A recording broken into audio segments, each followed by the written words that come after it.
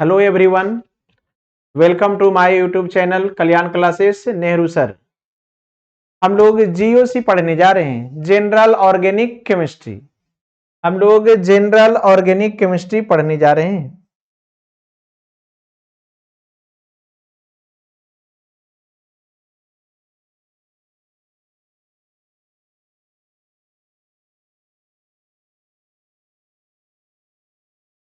General organic chemistry.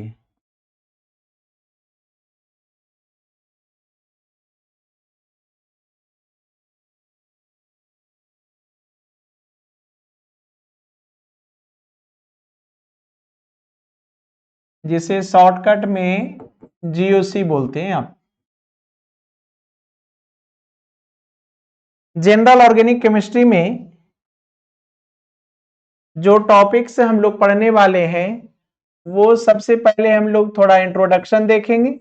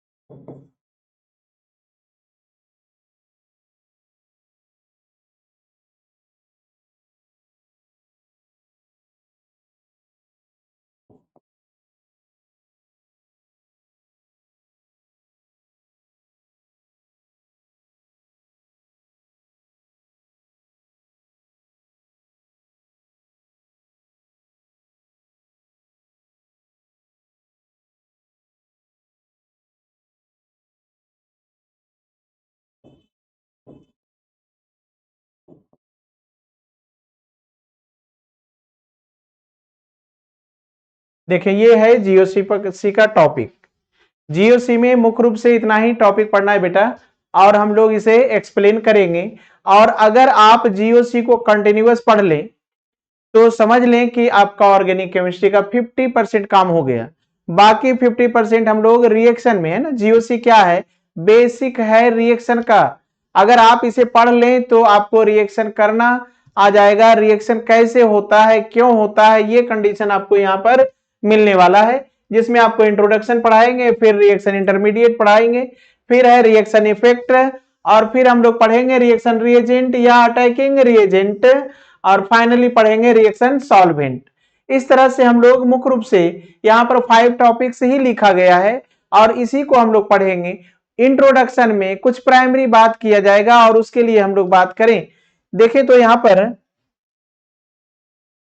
Introduction की बात करें। इंट्रोडक्शन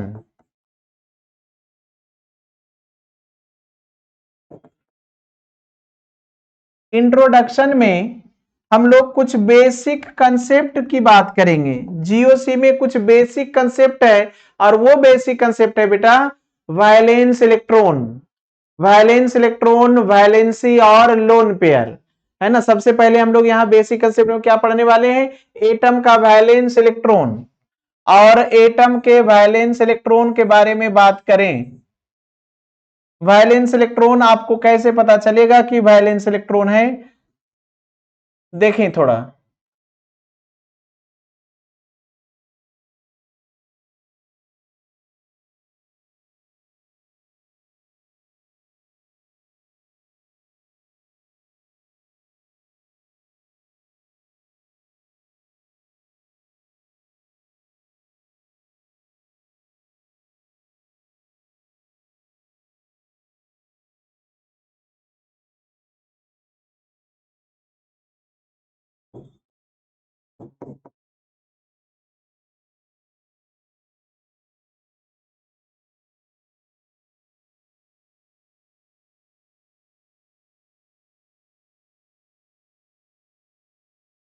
देखो बेटा, यहां पर वैलेंस इलेक्ट्रॉन देखें। वैलेंस इलेक्ट्रॉन क्या है? तो कहेंगे the number of electron present in outermost shell of any atom, है ना। वह नंबर ऑफ इलेक्ट्रॉन जो किसी एटम के अंतिम सेल में उपस्थित हो, वह नंबर ऑफ इलेक्ट्रॉन जो किसी एटम के अंतिम सेल में उपस्थित हो, उसे वैलेंस इलेक्ट्रॉन कहा जाता है। वैलेंस इलेक्ट्रॉन समझने का मतलब है कि आप वैलेंसी सीख गए, आप बॉन्ड बनाने के नेचर कंडीशन को आप पहचान जाएंगे। देखो तो यहां पर बेटा एग्जाम्पल देखो और बात को समझना शुरू करो। हाइड्रोजन की बात करें, हाइड्रोजन का एटॉमिक नंबर है 1 और इलेक्ट्रॉनिक कॉन्फ़िगरेशन 1s1। ये आउटर मोस्ट सेल है और यही फर्स्ट सेल है और ये पावर में इलेक्ट्रॉन है, वैलेंस इलेक्ट्रॉन 1 और इसका वैलेंसी भी 1, वैलेंसी भी 1 और बॉन्ड भी 1। मीन्स हाइड्रोजन ऑलवेज 1 बॉन्ड बनाता है, क्योंकि हाइड्रोजन का वैलेंस इलेक्ट्रॉन क्या है, 1 है। किसी के पास एक बेटा है तो एक ही विवाह करने वाला है ना, और इस तरह से ये डुप्लेट स्टेट में स्टेबल होता है। डुप्लेट स्टेट का मतलब बॉन्ड बनाने के बाद 2 इलेक्ट्रॉन हो जाए तो उसे कहेंगे डुप्लेट स्टेट। और डुप्लेट स्टेट कहां मिलेगा, हीलियम में। कोई भी एलिमेंट बॉन्ड क्यों बनाता है, क्योंकि वो ऑक्टेट होना चाहता है, अंतिम सेल में 8 इलेक्ट्रॉन चाहता है। लेकिन कुछ एलिमेंट हीलियम के जैसा, मींस हीलियम भी इनर्ट है, नियोन भी इनर्ट है, हीलियम भी इनर्ट, नियोन भी इनर्ट, प्रत्येक एटम इनर्ट होना चाहता है। तो इस तरह से यहां पर हम लोग वैलेंस इलेक्ट्रॉन के साथ वैलेंसी देखेंगे और उसका स्टेबिलिटी देखते हैं। तो हाइड्रोजन 2 ही बॉन्ड बनाकर स्टेबल है क्योंकि इनर्ट हीलियम बन चुका है, और कुछ एलिमेंट नियोन के जैसा इनर्ट होना चाहेगा। तो इस तरह से यहां पर हाइड्रोजन डुप्लेट स्टेट क्यों है, क्योंकि इसके अंतिम सेल में 2 इलेक्ट्रॉन हो चुका है, क्योंकि ये हीलियम जैसा है। इसके पास 2 इलेक्ट्रॉन्स, इसके पास भी 2 इलेक्ट्रॉन्स, मींस ये ऑक्टेट हो चुका है, ये ऑक्टेट हो चुका है। दोनों इलेक्ट्रॉन डुप्लेट स्टेट में स्टेबल हो चुका है। हीलियम के बारे में बात करें, हीलियम के बारे में बात करें तो हीलियम का एटॉमिक नंबर क्या है, 2 है।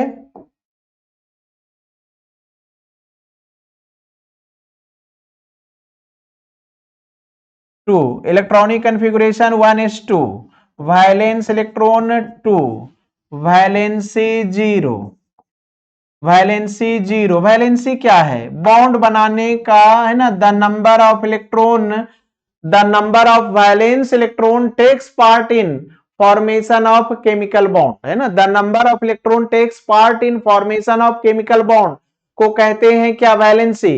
वह नंबर ऑफ वैलेंस इलेक्ट्रॉन जो केमिकल बॉन्ड बनाने में भाग लेता है, वह नंबर ऑफ वैलेंस इलेक्ट्रॉन जो केमिकल बॉन्ड बनाने में भाग लेता है उसे वैलेंसी कहते हैं।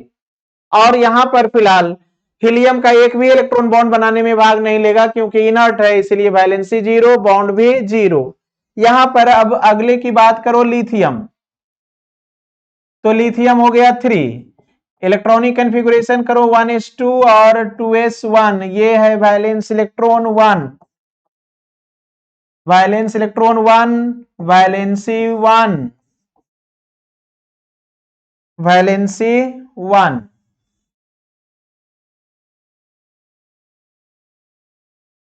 और बॉन्ड भी 1।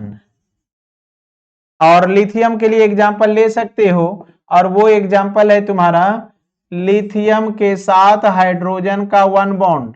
लिथियम भी डुप्लेट स्टेट में स्टेबल है। इस तरह से हाइड्रोजन 1 बॉन्ड बनाया, हीलियम बॉन्ड नहीं बनाएगा, इनर्ट है।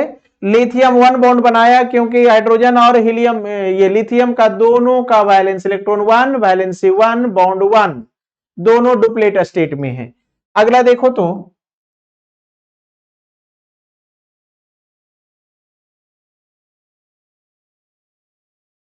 बेरिलियम 4, 1s2, 2s2, ये है वैलेंस इलेक्ट्रॉन, और वैलेंस इलेक्ट्रॉन यहां है 3, 2 है, वैलेंस इलेक्ट्रॉन 2 है, वैलेंसी 2 है, बॉन्ड भी 2। और एग्जांपल देखो, बॉन्ड भी 2, एग्जांपल देखो, बेरिलियम ऑलवेज 2 बॉन्ड्स बना रहा है, बेरिलियम ऑलवेज 2 बॉन्ड्स बना रहा है। हाइड्रोजन ऑलवेज डुप्लेट है, बेरिलियम यहां क्या है, इनकम्प्लीट ऑक्टेट है। Incomplete octet. इनकम्प्लीट ऑक्टेट किसे कहोगे? इनकम्प्लीट बेटा किसे कहने वाले हैं? इनकम्प्लीट ऑक्टेट वह है ना एटम जिसके बॉन्ड बनने के बाद, है ना, वह एटम जिसके बॉन्ड बनने के बाद अंतिम सेल में 2 इलेक्ट्रॉन से ज्यादा 8 इलेक्ट्रॉन से कम हो, है ना, बॉन्ड बनने के बाद अंतिम सेल में 2 इलेक्ट्रॉन से ज्यादा और 8 इलेक्ट्रॉन से कम हो, उसे कहते हैं इनकम्प्लीट ऑक्टेट। मींस ये पुअर है, ये गरीब है। और अगला बात करो, boron 5 1s2 2s2 2p1, valence electron देखो 3 है, वैलेंसी भी 3, वैलेंसी भी 3 है, बॉन्ड्स भी 3, और यहां पर हीलियम, ये बोरोन हाइड्रोजन के साथ 3 बॉन्ड्स बना लिया। हाइड्रोजन ऑलवेज डुप्लेट स्टेट में है, लेकिन बोरोन के अंतिम सेल में इलेक्ट्रॉन को देखो, बेरिलियम में कितना इलेक्ट्रॉन दिख रहा है? 2 और 2 कितना हो गया? 4 इलेक्ट्रॉन्स। बोरोन में कितना इलेक्ट्रॉन मिल रहा है? 2 2 2 6 इलेक्ट्रॉन्स। ये भी पुअर है, ये भी इलेक्ट्रॉन डेफिशिएंट है, इलेक्ट्रॉन डेफिशिएंट, ये भी पुअर है। नेक्स्ट कार्बन है, next carbon 6 1s2 2s2 2p6, नहीं ये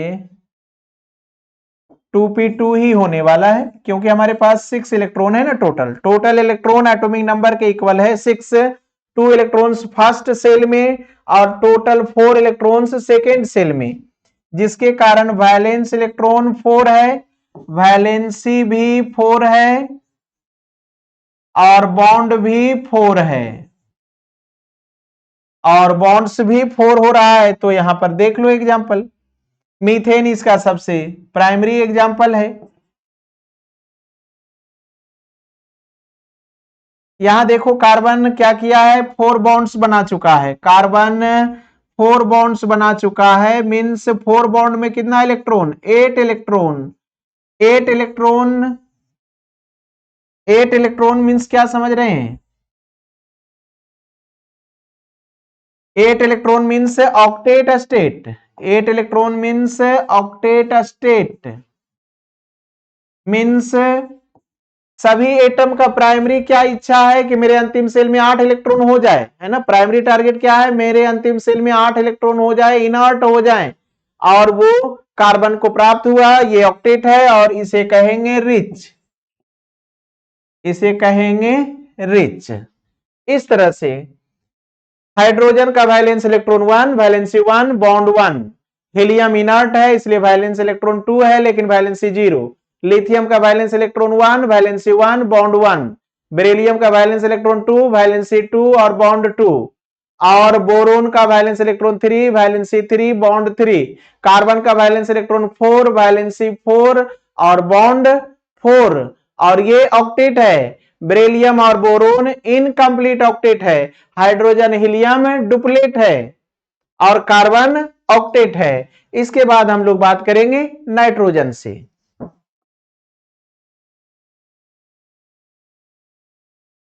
नाइट्रोजन 7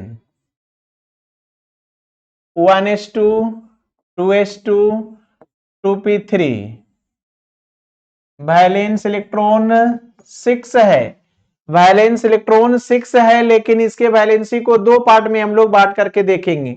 जब भी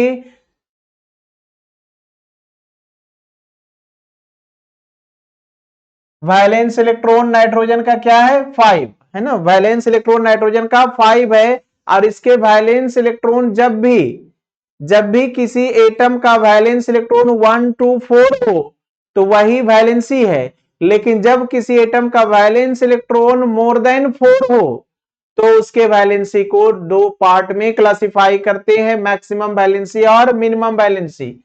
तो इसका मैक्सिमम वैलेंसी होगा वैलेंस इलेक्ट्रॉन, मैक्सिमम वैलेंसी होगा वैलेंस इलेक्ट्रॉन, और वैलेंस इलेक्ट्रॉन है 5, इसलिए 5 होगा। और मिनिमम वैलेंसी की बात करें तो मिनिमम वैलेंसी क्या होगा, ऑक्टेट स्टेट चाहिए ना, प्रत्येक एटम को क्या चाहिए, ऑक्टेट स्टेट मींस बॉन्ड बनने के बाद अंतिम सेल में 8 इलेक्ट्रॉन चाहिए। और 8 इलेक्ट्रॉन के लिए क्या होना है यहां पर बात करें तो वैलेंस इलेक्ट्रॉन कितना है 5 और चाहिए कितना 8, मींस रिक्वायरमेंट कितना है 3। और ये 5 और 3 दोनों बॉन्ड्स बनाता है नाइट्रोजन। नाइट्रोजन दोनों कंडीशन में बॉन्ड बना रहा है, यहां पर आप इसे समझें। जब नाइट्रोजन अमोनिया है तो नाइट्रोजन 3 बॉन्ड्स बनाया है। नाइट्रोजन जब अमोनिया है तो नाइट्रोजन 3 बॉन्ड्स बना करके यहां पर देखेंगे आप। नाइट्रोजन का वैलेंस इलेक्ट्रॉन 5 है ना, नाइट्रोजन का वैलेंस इलेक्ट्रॉन 5। इसने खर्च कितना किया 1 2 3। ओरिजिनली जब भी कोई बॉन्ड बनता है तो दो एटम्स के बीच बनता है, दो एटम के बीच इलेक्ट्रॉन के शेयरिंग से बनता है। अगर हाइड्रोजन 1 इलेक्ट्रॉन शेयर कर रहा है तो नाइट्रोजन भी 1 ही इलेक्ट्रॉन शेयर होता है ना।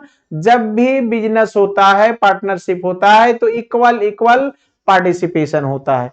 तो इस तरह से आप यहां पर कर रहे हैं। तो नाइट्रोजन 3 इलेक्ट्रॉन को पार्टिसिपेट किया बॉन्ड में और उसके पैकेट में वैलेंस इलेक्ट्रॉन मींस पैकेट का इलेक्ट्रॉन। तो यहां पर नाइट्रोजन के पास 2 इलेक्ट्रॉन्स लेफ्ट रह गया और जो इलेक्ट्रॉन्स लेफ्ट रह जाए उसे लोन पेयर कहा जाता है। लोन पेयर कहा जाता है जिसे एलपी कहते हैं। और यहां नाइट्रोजन ऑक्टेट स्टेट में है, यहां नाइट्रोजन ऑक्टेट स्टेट में है और ये रिच है, ये रिच है। लेकिन आप दूसरे कंडीशन में देखें, नाइट्रोजन को नाइट्रिक एसिड में देखें तो बात करेंगे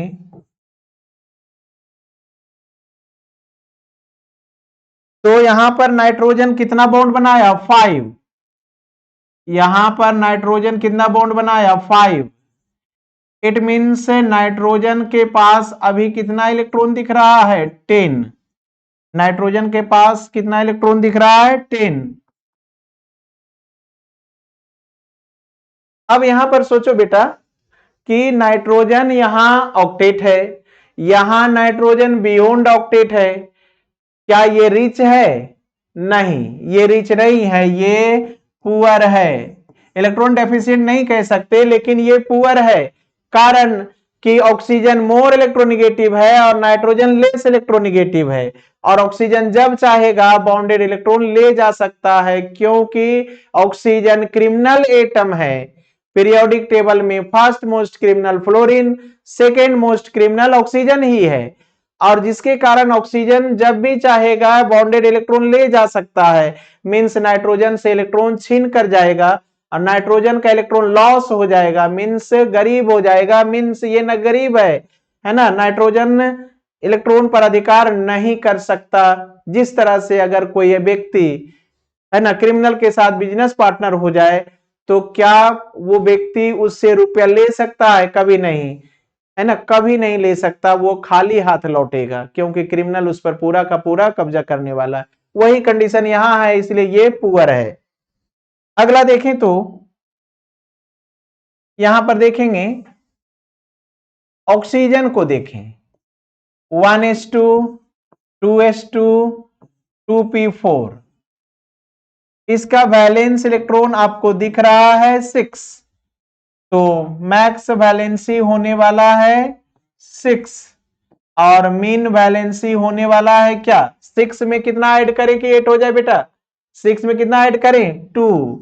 यहां पर ये 6 बॉन्ड्स नहीं बनाता, यहां पर ओनली 2 बॉन्ड्स ये बनाने वाला है, 2 ही बॉन्ड बनाने वाला है क्योंकि ये सेकेंड मोस्ट इलेक्ट्रोनिगेटिव है, क्योंकि ये सेकेंड मोस्ट इलेक्ट्रोनिगेटिव है, सेकेंड मोस्ट इलेक्ट्रोनिगेटिव एटम है।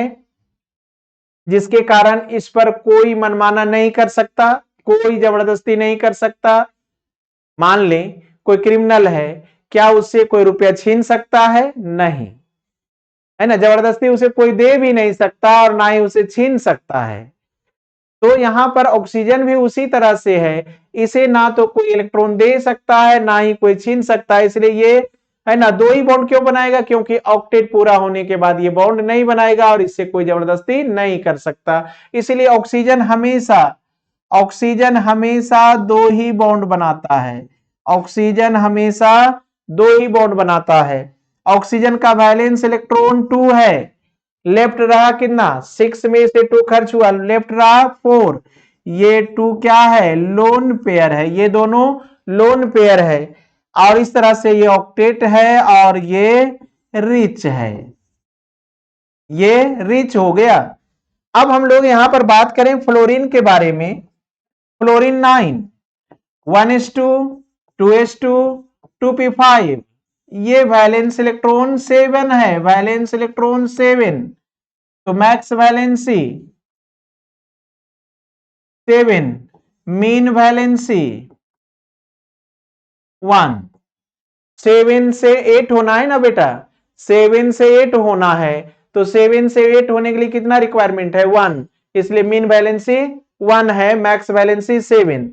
और ये फर्स्ट मोस्ट इलेक्ट्रोनिगेटिव है, और ये कौन है? फर्स्ट मोस्ट इलेक्ट्रोनिगेटिव है, फर्स्ट मोस्ट इलेक्ट्रोनिगेटिव।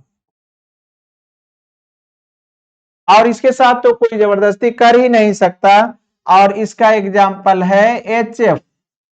और इसने वैलेंस इलेक्ट्रॉन 1 खर्च किया बॉन्ड में, लेफ्ट है 3 पेयर, लेफ्ट कितना हो गया? 3 पेयर, मींस 3 लोन पेयर है। लेकिन ये अच्छा डोनर भी नहीं है, ये अच्छा डोनर भी नहीं है, क्योंकि इलेक्ट्रोनिगेटिविटी बढ़ते जाता है तो डोनर, इलेक्ट्रॉन डोनर कैपेसिटी घटते जाता है ना। लोन पेयर बढ़ते जाता है, इलेक्ट्रॉन डोनर कैपेसिटी घटते जाता है, क्योंकि इलेक्ट्रोनिगेटिविटी बढ़ते जाता है। इलेक्ट्रोनिगेटिविटी मतलब इलेक्ट्रॉन को पकड़ने की क्षमता बढ़ते जाता है। मींस कंजूस आदमी क्या है? अमीर भले हो जाए लेकिन वो डोनर नहीं हो सकता, क्योंकि वो रुपये को पकड़ता है। उसी तरह से फ्लोरीन यहां मोर इलेक्ट्रोनिगेटिव होने के कारण इलेक्ट्रॉन को पकड़ता है, इसलिए ये अच्छा डोनर नहीं है। इस तरह से आप बात करेंगे और वैलेंस इलेक्ट्रॉन पर आपको कंट्रोल करना होगा। मींस वैलेंस इलेक्ट्रॉन आपके दिमाग में फिट हो जाए। नाइट्रोजन का वैलेंस इलेक्ट्रॉन 5 बॉन्ड बनाता है, 5 और 3, है ना, लेकिन 3 बॉन्ड में ये रिच होता है, 5 बॉन्ड्स में पुअर होता है। और ऑक्सीजन का वैलेंस इलेक्ट्रॉन 6 बॉन्ड ओनली 2 बनाता है, क्योंकि ऑक्टेट होकर ये रह जाता है, और ये इसका एग्जांपल है, ये रिच है वाटर मॉलिक्यूल। फ्लोरीन का वैलेंस इलेक्ट्रॉन 7, तो ये 1 बॉन्ड्स बनाता है, क्योंकि ये फर्स्ट मोस्ट इलेक्ट्रोनिगेटिव है और ये एसिडिक कैरेक्टर का है, ये डोनर नहीं है। हाइड्रोजन फ्लोराइड क्या है? एसिड है, एसिड मींस पुअर, गरीब। देखो आगे, यहां के बाद तुम नियोन की बात करो बेटा, नियोन की बात करो। Neon 10, 1s2, 2s2, 2p6, valence electron 6 है, मींस ये बॉन्ड नहीं बनाएगा क्योंकि इनर्ट है। नहीं, यहां पर वैलेंस इलेक्ट्रॉन क्या हुआ? वैलेंस इलेक्ट्रॉन कितना हुआ बेटा? 8 हो गया ना, 6 + 2 कितना हो गया? 8। वैलेंस इलेक्ट्रॉन 8 होना मींस इनर्ट होना, मींस ये इसका valency 0, valency 0 means bond 0, bond नहीं बनाएगा। सोडियम से बात करो, सोडियम, हालांकि सोडियम से बात कर लेते हैं थोड़ा सा। Sodium 1s2, 2s2, 2p6, 3s1, 3s1, valence electron 1, valency 1। Originally valency 1 है, लेकिन ये बॉन्ड बनाते समय लॉस करता है इलेक्ट्रॉन, मेटल है ना, ये कौन है? मेटल है, इसीलिए ये इलेक्ट्रॉन गेन ना करके लॉस करता है। मैग्नीशियम की बात कर लो, 1s2, 2s2, 2p6, 3s2, valence electron 2, valency 2, bonds 2। Aluminium से बात करो,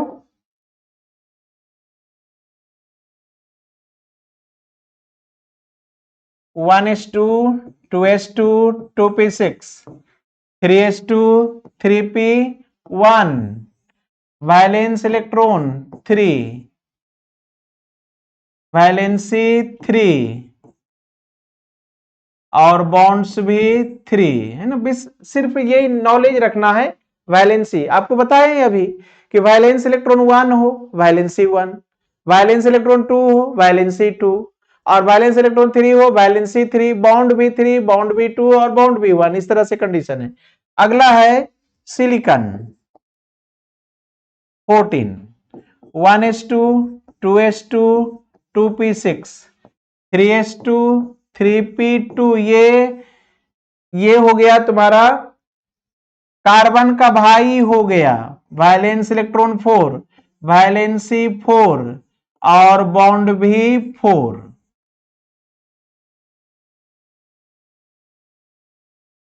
मीन्स यहां कह सकते हो नियोन क्या हो गया, हीलियम जैसा इनर्ट, सोडियम क्या हुआ, लिथियम जैसा, मैग्नीशियम बेरिलियम जैसा, एल्युमिनियम बोरोन जैसा, सिलिकॉन कार्बन जैसा कैरेक्टर में है। अब फास्फोरस देखोगे तो वो नाइट्रोजन के कैरेक्टर में रहेगा। Phosphorus 1s2, 2s2, 2p6, 3s2 और 3p3, वैलेंस इलेक्ट्रॉन देखो 5, वैलेंसी दो कैरेक्टर में होगा, वैलेंसी दो कैरेक्टर में होगा, मैक्स वैलेंसी वैलेंस इलेक्ट्रॉन होगा, mean valency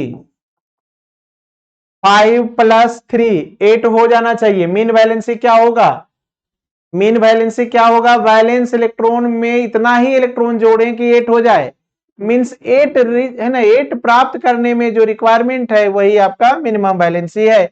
means phosphorus 5 bonds भी बनाएगा और 3 बॉन्ड्स भी बनाएगा सेम नाइट्रोजन के कैरेक्टर में। मीन्स जब 3 बॉन्ड बनाएगा तो 1 लोन पेयर होगा, जब 5 बॉन्ड्स बनाएगा तो ये पुअर हो जाएगा, मीन्स इलेक्ट्रॉन डेफिशिएंट जैसा बिहेवियर करेगा।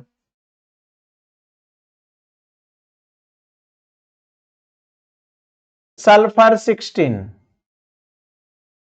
1s2, 2s2, 2p6, 3s2 और 3p4,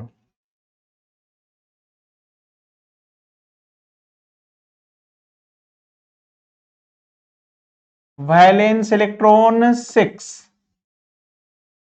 और मिनिमम वैलेंसी आप यहां पर या मैक्सिमम वैलेंसी की बात करेंगे तो ये दो कैटेगरी में डिफाइन हो जाता है बेटा, दो कैटेगरी में डिफाइन होता है। लेकिन यहां पर हम लोग 3 कैटेगरी में इसे देखते हैं। मैक्सिमम वैलेंसी क्या देख रहे हैं, मैक्सिमम वैलेंसी वैलेंस इलेक्ट्रॉन ही होता है, ये तो फिक्स हो चुका है। और ये है 6, मीन वैलेंसी होता है 2, लेकिन यहां पर एक और वैलेंसी यूज करें 4। मीन्स मिनिमम भी इवेन नंबर, मैक्सिमम भी इवेन नंबर, तो 2 और 6 के बीच एक और इवेन नंबर 4 है। मीन्स ये तीनों जगह बॉन्ड बनाता है, 6 बॉन्ड 4 बॉन्ड और 2 बॉन्ड्स भी बनाता है। थोड़ा सा हम लोग देखने हैं एग्जाम्पल।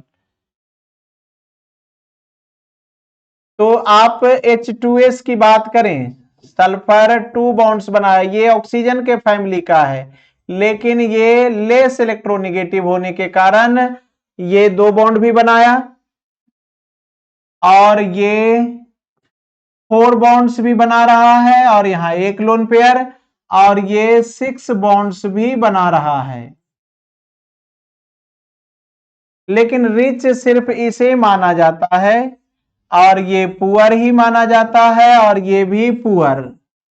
अब कहेंगे पुअर कैसे, ये ऑक्टेट है, ये ऑक्टेट है ना, सल्फर इस फॉर्म में क्या है, ऑक्टेट है, 2 2 2 2 8 हो गया, ये क्या हुआ 2 2 हो गया, ये 4 हो गया ना, डबल मीन्स 4। तो 4 4 2 10 हो गया और ये हो गया 12 है ना। 6 बॉन्ड्स मीन्स 12 इलेक्ट्रॉन, इसीलिए ये पुअर है और ये रिच है। यहां पर क्लोरीन के बारे में बात करो बेटा, तो क्लोरीन होता है 17, 1s2 2s2 2p6 3s2 3p5, ये वैलेंस इलेक्ट्रॉन है और वैलेंस इलेक्ट्रॉन हो गया तुम्हारा 7। और यहां पर मैक्स वैलेंसी 7 और मिनिमम रिक्वायरमेंट क्या है 8 होने के लिए 1, ये भी ऑड ये भी ऑड, इसके बीच दो भी ऑड है ना, जो भी ऑड वो सभी क्या है बॉन्ड बनने वाला है, ये सभी जगह बॉन्ड बनता है। लेकिन जब क्लोरीन क्या होगा सिंगल वैलेंसी पर होगा तो ये डोनर कैरेक्टर में रहेगा, हालांकि ये कभी कभी एक्सेप्टर भी होगा क्योंकि ये हैलोजन फैमिली है ना। क्लोरीन क्या है हैलोजन फैमिली है बेटा, और इसके बारे में जानते हो ये मोस्ट इलेक्ट्रोनिगेटिव होता है, मैक्सिमम इलेक्ट्रॉन एक्सेप्टर होता है। इसी तरह से मींस जीओसी में ये सभी कैरेक्टर को हम लोग देखेंगे और समझेंगे। और इसी के फैमिली में इसके साथ और कौन आएगा ब्रोमीन आएगा और आयोडीन आने वाला है। इस तरह से इतना ही एलिमेंट का अगर तुम वैलेंस इलेक्ट्रॉन कंट्रोल कर लो तो तुम्हारा काम हो गया। देखो सफलता के लिए इंटेलिजेंस होना जरूरी नहीं है, कंटिन्यूटी होना जरूरी है। अगर तुम चाहते हो सफल होना तो इंटेलिजेंसी उतना काम नहीं करता जितना कंटिन्यूटी काम करता है। जैसे एक एग्जांपल की बात करो, बचपन में पढ़ा होगा कछुए और खरगोश की कहानी।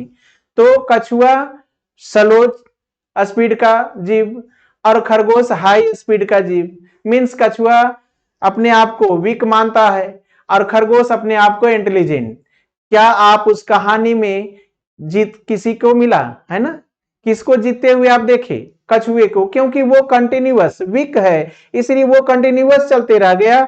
और खरगोश इंटेलिजेंट था इसलिए वो आलस में सो गया। मीन्स यहाँ आईआईटी नीट और एडवांस ऐसा सिलेबस है बेटा कि यहाँ पर सफलता पाने के लिए आपको कंटिन्यूअस रीडिंग करना होगा, कंटिन्यूअस आपको वीडियो को देखना होगा और समझना होगा। अगर आप पहला बार आए हैं तो सब्सक्राइब करें, लाइक करें, इसलिए कि हम आपके लिए मेहनत करें, आप भी अपना अटेंडेंस दें और हमें बताएं कि हम भी आपको है ना देखना चाहते हैं, आपको हम समझना चाहते हैं, आपसे हम पढ़ना चाहते हैं। आप कमेंट्स दें ताकि हम आपके बारे में समझ सकें कि आपका रिक्वायरमेंट क्या है, हम आपको उसी के लिए बताएंगे, वही लेक्चर डालेंगे, वही लेक्चर पढ़ाएंगे आपको। हम गारंटी देते हैं हम आपको रिएक्शन सिखाने वाले हैं और अगर जीओसी पर थोड़ा सा नजर रखें तो आप सीखने वाले हैं। देखो बेटा यहां पर अब हम लोग बात करने जा रहे हैं जीओसी का मुख्य कंडीशन। अब हम लोग बात करेंगे जीओसी के मुख्य कंडीशन के बारे में, अब हम लोग यहां से बात शुरू करने वाले हैं। तो ये बेटा आपको इस पर नजर रखना चाहिए, इस है ना वैलेंस इलेक्ट्रॉन पर नजर रखना चाहिए और तब आपको बेहतर ढंग से समझ में आने वाला है। तो बेटा इस चीज पर वैलेंस इलेक्ट्रॉन अगर कमांड हो जाए तो हम लोग नेक्स्ट जो ये हो गया आपका इंट्रोडक्शन है ना, जीओसी का इंट्रोडक्शन में यही हम आपको बताना चाहते थे। अब हम लोग क्या देखने वाले हैं रिएक्शन इंटरमीडिएट। रिएक्शन इंटरमीडिएट को लिए हम लोग को क्या चाहिए इलेक्ट्रोनिगेटिविटी एक फैक्टर है जो हम लोग को यहां पर चाहिए। देखें तो एलिमेंट और इलेक्ट्रोनिगेटिविटी, हाइड्रोजन 1 इलेक्ट्रोनिगेटिविटी 2.1, हीलियम के लिए कोई बातचीत नहीं करना, लिथियम 3 1, बेरिलियम का atomic number 4 1.5, boron 5 2, carbon 6 2.5, nitrogen 7 3, oxygen 8 3.5, chlorine 9 4। और देख ली सल्फर, सल्फर 16 2.5,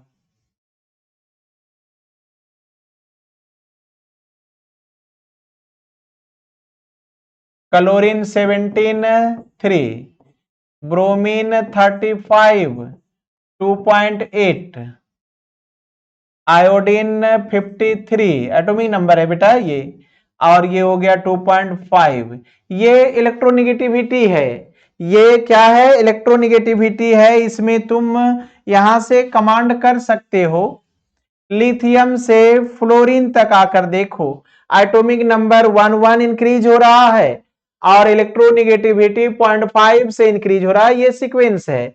इस तरह से ये इलेक्ट्रोनिगेटिविटी भी हमारे लिए बहुत ही इंपॉर्टेंट होने वाला है, क्योंकि जब हम लोग पढ़ेंगे रिएक्शन इंटरमीडिएट तो वहां पर क्या होगा, बॉन्ड का क्लीवेज होगा, और बॉन्ड क्लीवेज मतलब डिसोसिएशन होगा, बॉन्ड टूटेगा, और बॉन्ड टूटेगा तो उस कंडीशन में हम लोग को ये चाहिए, इलेक्ट्रोनिगेटिविटी चाहिए। इसलिए ये भी बेटा बहुत इंपॉर्टेंट होगा। मींस वैलेंस इलेक्ट्रॉन बिल्कुल रटना नहीं है, सीखना है ना। सीक्वेंस में है, हाइड्रोजन का 1, हीलियम 2 है वैलेंस इलेक्ट्रॉन, लेकिन वो इनर्ट है। फिर lithium 1, beryllium 2, boron 3, carbon 4, nitrogen 5, oxygen 6, fluorine 7, ये वैलेंस इलेक्ट्रॉन है। नियॉन का 8 है वैलेंस इलेक्ट्रॉन, मींस इनर्ट। फिर sodium 1, magnesium 2, aluminium 3, silicon 4, phosphorus 5, chlorine sulphur 6, chlorine 7, ये वैलेंस इलेक्ट्रॉन है बेटा सीक्वेंस में, बिल्कुल सीक्वेंस में। हीलियम हो गया वैलेंस इलेक्ट्रॉन 2 लेकिन इनर्ट है। उसके बाद किस पर नजर रखना है, लिथियम से, लिथियम से चले आए फ्लोरीन तक, वैलेंस इलेक्ट्रॉन 1 से 7, फिर नियोनेट, फिर सोडियम से आए क्लोरीन 1 से 7, फिर आर्गेनेट। इतना ही काफी है, इसके आगे जाने की जरूरत नहीं है। और फिर फैमिली है तो उस पर डिपेंड कर लेंगे हम लोग। क्लोरीन, ब्रोमीन, आयोडीन, ये तीनों कौन है, हेलोजन फैमिली है। फ्लोरीन भी उसी फैमिली का है और सेम कैरेक्टर है, तो इस तरह से हो जाएगा। और फिर इलेक्ट्रोनिगेटिविटी पर नजर रखो, तो लिथियम से फ्लोरीन तक एटॉमिक नंबर 1 से इंक्रीज हो रहा है और इलेक्ट्रोनिगेटिविटी 0.5 से, इसे भी रटना नहीं है, बिल्कुल सीक्वेंस में फिट है। देखें यहां ऑक्सीजन सेकेंड मोस्ट इलेक्ट्रोनिगेटिव है, सेकेंड मोस्ट इलेक्ट्रोनिगेटिव है, और फ्लोरीन फर्स्ट मोस्ट इलेक्ट्रोनिगेटिव है, फर्स्ट मोस्ट इलेक्ट्रोनिगेटिव है। इस तरह से ये तुम्हारा एलिमेंट और उसका इलेक्ट्रोनिगेटिविटी पर कंट्रोल कर लो, तुम्हारा काम बन जाएगा। इतना ही एलिमेंट से तुम्हारा ऑर्गेनिक का काम होने वाला है, बिल्कुल फ्रेश। देखो यहां पर हम लोग क्या पढ़ने वाले हैं, cleavage of bond, cleavage of bond.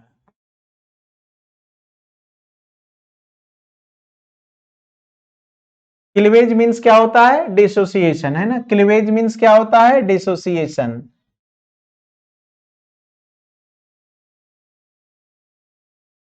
और ये 2 टाइप्स का होगा, होमोलाइटिक क्लीवेज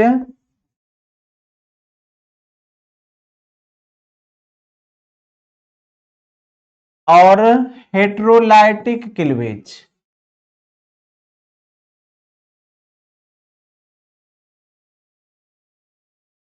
होमोलाइटिक क्लीवेज में क्या होने वाला है बेटा, होमोलाइटिक क्लीवेज में क्या होगा, homo means identical, lytic means टूटना, means bonded electron equal parts में बंटता है ना। बॉन्डेड इलेक्ट्रॉन इक्वल पार्ट्स में बंटता है। तो यहां पर बात कर ले हम लोग,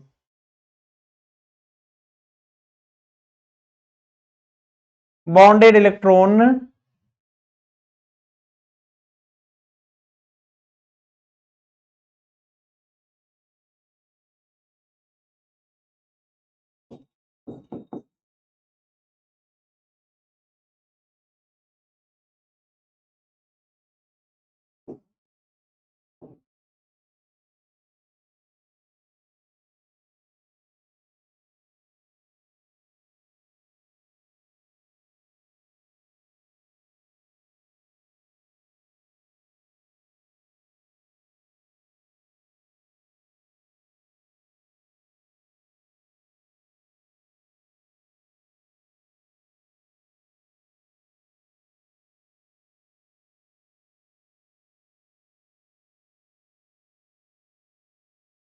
बॉन्डेड इलेक्ट्रॉन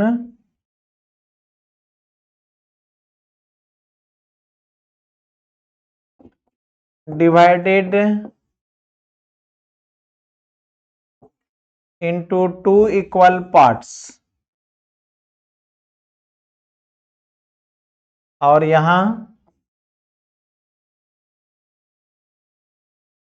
बॉन्डेड इलेक्ट्रॉन्स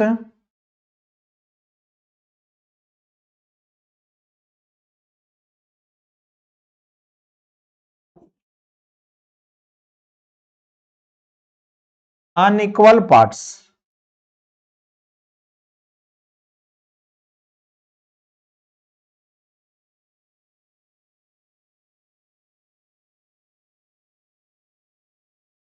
यहां देखो, यहां से बात हम लोग समझें क्या कह रहा है। होमोलैटिक क्लीवेज में क्या बात हो रहा है, बॉन्डेड इलेक्ट्रॉन दो इक्वल पार्ट्स में बढ़ जाता है, और हेट्रोलाइटिक क्लीवेज में क्या हो रहा है, बॉन्डेड इलेक्ट्रॉन्स दो अनइक्वल पार्ट्स में बढ़ता है ना, दो अनइक्वल पार्ट्स में बढ़ रहा है, यहां दो इक्वल पार्ट्स में बढ़ रहा है, तो कहेंगे होमोलैटिक क्लीवेज, और यहां कहेंगे हेट्रोलाइटिक क्लीवेज।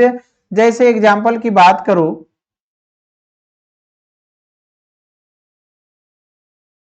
यहां पर ये बॉन्डेड इलेक्ट्रॉन, यहां पर ये बॉन्डेड इलेक्ट्रॉन होमोलैटिक क्लीवेज करेगा और बनेगा H पर 1 इलेक्ट्रॉन, और कार्बन के पास भी 1 इलेक्ट्रॉन। जब भी ऐसा रहेगा बेटा तो कहना फ्री रेडिकल है ना, जब इक्वल पार्ट्स में बढ़ जाए बॉन्डेड इलेक्ट्रॉन तो कहना फ्री रेडिकल का डेवलपमेंट हुआ। लेकिन जब बॉन्डेड इलेक्ट्रॉन अनइक्वल पार्ट्स में बटे तो दो कंडीशन होगा। यहां देखो कंडीशन,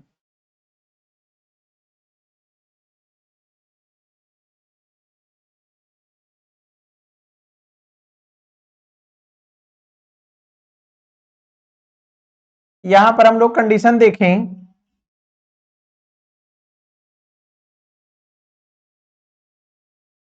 तो bonded electron more electronegative atom क्या कर रहा है, खींच ले रहा है अपनी ओर, जिसके कारण क्लोरीन क्या हो जाएगा, निगेटिव, और कार्बन हो जाएगा पॉजिटिव।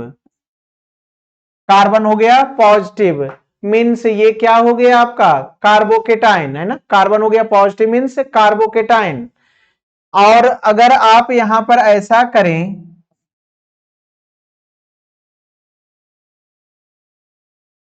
हाइड्रोजन का इलेक्ट्रॉन कार्बन छीन ले, क्योंकि कार्बन क्या है मोर इलेक्ट्रोनिगेटिव, और इस कंडीशन में अगर आप देखते हैं तो कार्बन पर निगेटिव हो जाता है और हाइड्रोजन पॉजिटिव हो जाता है। इस तरह से ये कार्बेनाइन हो गया है ना, ये कार्बोकेटाइन है, ये कार्बेनाइन है। यहां क्या देख रहे हैं, bonded electron, bonded electron unequal parts में बटा, मीन्स मोर इलेक्ट्रोनिगेटिव एटम छीन लिया है ना बेटा। यहां पर क्या हुआ है कि बॉन्डेड इलेक्ट्रॉन को मोर इलेक्ट्रोनिगेटिव एटम्स खींच लिया है, जिसके कारण मोर इलेक्ट्रोनिगेटिव एटम पर निगेटिव चार्ज है, लेस इलेक्ट्रोनिगेटिव पर पॉजिटिव चार्ज डेवलप हुआ है। जबकि होमोलैटिक क्लीवेज में ये कंडीशन क्या है, अलग से हुआ है, क्योंकि इक्वल इक्वल पार्ट्स में बटा है। मीन्स बेटा यहां पर हम लोग जो पढ़ने वाले हैं क्या, रिएक्शन इंटरमीडिएट, उसी के बारे में हम लोग यहां पर बार बार बात कर रहे हैं कि ये रिएक्शन इंटरमीडिएट के पार्ट्स में ये हमें सहायता करने वाला है क्लीवेज ऑफ बॉन्ड। अगर आप इसके बारे में सीख जाएं तो ये बात क्लियर होगा। जैसे और भी एग्जांपल हम लोग यहां पर देखें, तो ये होमोलैटिक क्लीवेज मीन समझ में आया, समझ में आया बेटा। यहां पर होमोलैटिक क्लीवेज का मतलब होता है bonded electron two equal parts में बटे तो homolytic cleavage, bonded electron unequal parts में बटे तो हेट्रोलाइटिक क्लीवेज। इस तरह से हम लोग रिएक्शन इंटरमीडिएट बनाएंगे, मींस रिएक्शन के समय ये कंडीशन डेवलप होगा, और इसे हम लोग बेसिक कंसेप्ट में इंट्रोडक्शन में देख रहे हैं और इसे समझने की बात कर रहे हैं। देखो तो और भी बात यहां पर होने जा रहा है, कार्बन के साथ ये नाइट्रोजन बॉन्ड में होता है, कार्बन के साथ यहां नाइट्रोजन बॉन्ड में होता है, और ये भी होमोलैटिक क्लीवेज होता है। जिसके कारण कार्बन के पास यहां 2 इलेक्ट्रॉन्स फ्री होता है और ये तो N2 गैस है। ये भी रिएक्शन इंटरमीडिएट होगा। ये है कार्बिन, ये कौन है? कार्बिन है। इस तरह से भी रिएक्शन इंटरमीडिएट बनने वाला है। कंडीशन पर ध्यान देंगे। अगला एग्जांपल की बात करें, अगले एग्जांपल की बात करें तो यहां पर आप रख सकते हैं कार्बन के साथ फ्लोरीन, और यहां पर आप सोचें कि इलेक्ट्रोनेगेटिविटी किसका ज्यादा है, तो कार्बन का electronegativity 2.5, fluorine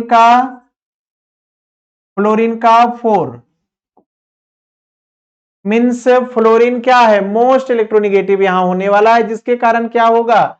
bonded electron fluorine की ओर शिफ्ट हो जाएगा और तब क्या होगा? कार्बन का इलेक्ट्रॉन लॉस हुआ। कार्बन क्या है?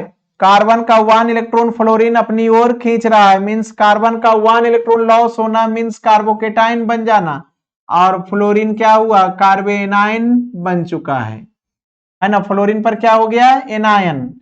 हमें उससे ज्यादा लेन देन नहीं है, हमें किस पर लेन देन है? कार्बन से बातचीत कर रहे हैं ज्यादातर। कार्बन पर 1 इलेक्ट्रॉन हो तो फ्री रेडिकल, कार्बन पर 2 इलेक्ट्रॉन्स हो तो कार्बिन कहा जाता है ना। इसका नाम क्या होगा? कार्बिन। इसका नाम कार्बिन होने वाला है और इसका नाम कार्बोकेटायन। कार्बन पर केटायन तो क्या बोलेंगे? कार्बोकेटायन। एक और नाम है कार्बोनियम आयन, कार्बोनियम आयन। यहां पर और एग्जांपल देखें, जब कार्बन के साथ बोरोन आ जाए, कार्बन के साथ क्या हो जाए? बोरोन आ जाए, कार्बन का इलेक्ट्रोनेगेटिविटी यहां देखें। इलेक्ट्रोनेगेटिविटी पर बेटा बिल्कुल कंट्रोल रखना है, तभी आप इस बात को समझ सकते हैं। बोरोन का इलेक्ट्रोनेगेटिविटी 2.0 और कार्बन का electronegativity 2.5, means carbon more electronegative है, जिसके कारण बॉन्डेड इलेक्ट्रॉन कार्बन की ओर शिफ्ट होता है, मींस बोरोन का 1 इलेक्ट्रॉन लॉस हो गया, तो बोरोन पर क्या होगा? Positive charge. Carbon 1 electron gain कर रहा है, मींस कार्बन पर क्या होने वाला है? Negative charge. अब यहां पर लॉस हुआ तो पॉजिटिव हुआ, गेन हुआ तो निगेटिव क्यों हुआ? क्योंकि 1 एक्स्ट्रा इलेक्ट्रॉन कार्बन के पास आया। कार्बन का एक अपना इलेक्ट्रॉन और एक एक्स्ट्रा इलेक्ट्रॉन कार्बन के पास आया। आपको पता है कि कार्बन पर चार्ज क्या होता है? निगेटिव, इसीलिए कार्बन पर 1 एक्स्ट्रा चार्ज डेवलप हुआ है, निगेटिव, और इसका नाम कार्बे एनायन है, कार्बे एनायन।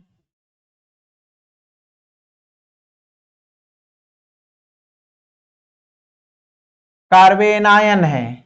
अब यहां पर बात करें तो बेटा ये पुअर है, इलेक्ट्रॉन डेफिशिएंट है, ये पुअर है। कैसे काउंट करेंगे इलेक्ट्रॉन? 2 इलेक्ट्रॉन्स, 1 हाइड्रोजन क्या होता है? डुप्लेट, तो 1 हाइड्रोजन मींस 2 इलेक्ट्रॉन्स और 2 हाइड्रोजन मींस 4 + 2 6 इलेक्ट्रॉन, मींस ये पुअर है। कार्बोकेटाइन से बात करें, पॉजिटिव मतलब कुछ नहीं, पॉजिटिव चार्ज मींस कुछ नहीं, तो बचा इलेक्ट्रॉन कहां? हाइड्रोजन में। 1 हाइड्रोजन मींस डुप्लेट 2 इलेक्ट्रॉन्स, तो 3 हाइड्रोजन मींस 6 इलेक्ट्रॉन्स, ये भी क्या हुआ? पुअर, ये भी क्या हुआ? पुअर। और कार्बेनाइन से बात करें तो 1 हाइड्रोजन मींस 2 इलेक्ट्रॉन्स, तो 3 हाइड्रोजन मींस 6 इलेक्ट्रॉन्स, और ये पेयर ऑफ इलेक्ट्रॉन हुआ तो 6 इलेक्ट्रॉन और 2 इलेक्ट्रॉन 8 इलेक्ट्रॉन्स, मींस ये हुआ रिच। यहां पर एक फ्री रेडिकल भी देख लें।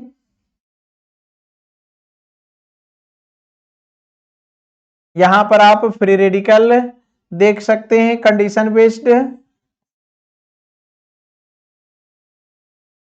फ्री रेडिकल में क्या होता है? होमोलैटिक क्लीवेज होता है, बॉन्ड इक्वल पार्ट्स में बढ़ता है।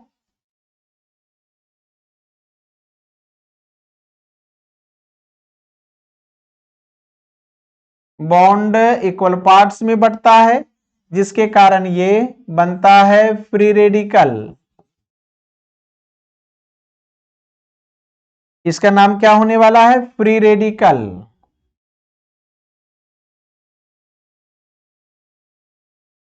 Free radical. और फ्री रेडिकल के लिए बात करें तो हम लोग बात करेंगे फ्री रेडिकल में, तो यहां पर पूछेंगे कि क्या बेटा ये कैसा है, मीन्स रिच है या पुअर है ना, रिच है या पुअर है, इसके लिए अगर बात करोगे तो यहां पर काउंट करना होगा, इलेक्ट्रॉन काउंट करना होगा, बॉन्डेड इलेक्ट्रॉन। तो 1 हाइड्रोजन मीन्स 2 इलेक्ट्रॉन्स, तो 3 हाइड्रोजन मीन्स 6 इलेक्ट्रॉन्स, और 1 ये फ्री हुआ, कितना हुआ? 7 इलेक्ट्रॉन्स। यहां पर बात किया कितना मिला? 6 इलेक्ट्रॉन। यहां बात किया कार्बन से 6 इलेक्ट्रॉन, यहां बात किया कार्बन से 8 इलेक्ट्रॉन्स, यहां बात करो कार्बन से 7 इलेक्ट्रॉन।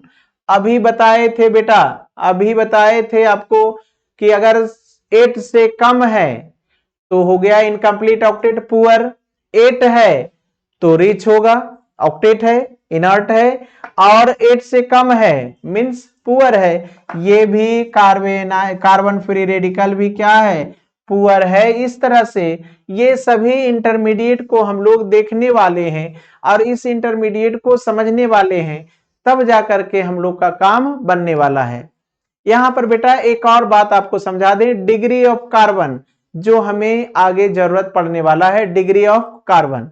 तो थोड़ा सा हम लोग इस पर बात करेंगे। यहां पर ये सभी बेसिक कंसेप्ट है। डिग्री ऑफ कार्बन एटम्स,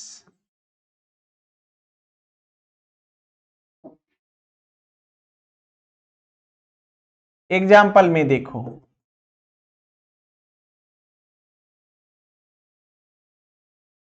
यहां देखो डिग्री ऑफ कार्बन कैसे समझोगे? 1 कार्बन अदर जितने कार्बन से अटैच रहे, डायरेक्ट अटैच रहे, 1 कार्बन अदर जितने कार्बन से डायरेक्ट अटैच रहे, या 1 कार्बन नंबर ऑफ कार्बन से डायरेक्ट अटैच रहे, वही उसका डिग्री डिफाइन होगा। जैसे यहां देखो बेटा, यहां देखो ये क्या है? 1 कार्बन से डायरेक्ट अटैच है इसलिए 1 डिग्री, और ये भी कार्बन उससे डायरेक्ट अटैच है इसलिए 1 डिग्री। अब यहां पर अगला देखो,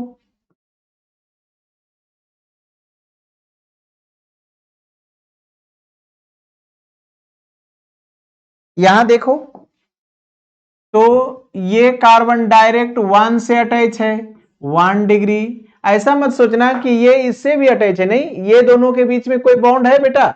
देखो तो यहां पर इस दोनों के बीच कोई बॉन्ड है नहीं, ये और ये के बीच कोई बॉन्ड नहीं, इसलिए ये 1 ही कार्बन से अटैच है ना। जब 1 कार्बन अदर 1 से अटैच हो तो 1 डिग्री कार्बन कहलाता है। लेकिन ये जो मिडिल बीच में जो कार्बन है, ये 2 कार्बन से डायरेक्ट अटैच है इसलिए ये 2 डिग्री कार्बन है, और ये कार्बन ओनली 1 से डायरेक्ट अटैच है इसलिए 1 डिग्री कार्बन है। और भी देखो, और भी देखो, डिग्री को समझो। यहां देखो डिग्री को कैसे समझते हैं हम लोग, ये कार्बन डायरेक्ट 1 कार्बन से अटैच है 1 डिग्री, इस कार्बन से बात करो डायरेक्ट 2 कार्बन से अटैच है 2 डिग्री, ये कार्बन डायरेक्ट 2 कार्बन से अटैच है 2 डिग्री, ये कार्बन ओनली 1 से अटैच है 1 डिग्री। क्या डिग्री ऑफ कार्बन समझ में आ रहा है ना? बिल्कुल बेटा। यहां से देखो अगला एग्जांपल फिर,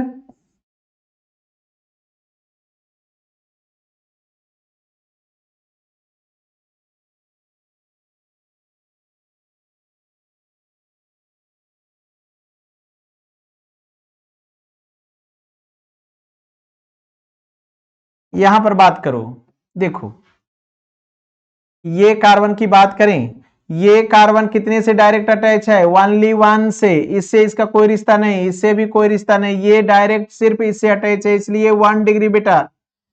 1 डिग्री कार्बन कैसे समझ रहे हैं? देखो ये कार्बन डायरेक्ट सिर्फ ओनली 1 से अटैच है इसलिए ये भी 1 डिग्री कार्बन।